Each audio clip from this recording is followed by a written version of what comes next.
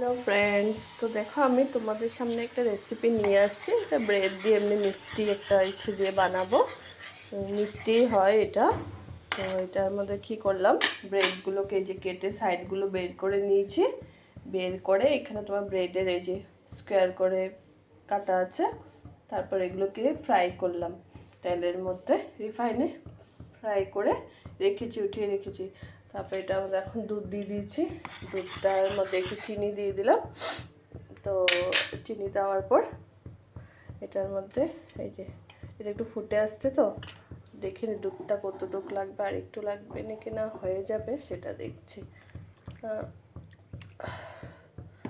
তো এটা হয়ে গেল। তারপর এটার মধ্যে এগুলো দিয়ে দিব।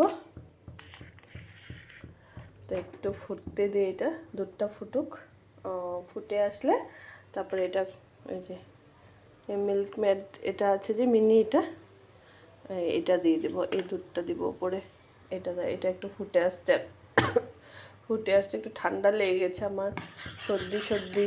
এখন ওয়েদারটা ওই গরম আর বৃষ্টিতে, রোদে আর বৃষ্টিতে সবার বাড়িতে এখন জ্বর হচ্ছে, ঠান্ডা মানে সর্দি এগুলো হচ্ছে। তো ওইটাই, সবাই সাবধানে থাকবে, আমিও তো সাবধানে আছি, তবুও দেখো কাল সর্দি হয়ে গেল আমার। তো এটা দিয়ে দিলাম, এটা কমিয়ে দিলাম, বেশি বাড়াবে না স্টিমটা। এটাকে ব্রেডগুলো দিয়ে দিলাম, চিনি দেওয়া আছে বেশি। এটা তো এই কনডেন্স মিল্কটা তো এই মিল্ক মেডটা এমনি মিষ্টি, তো এটা এইভাবে দিচ্ছে। দেওয়ার পর মিল্ক মেডটা দিয়ে দিব।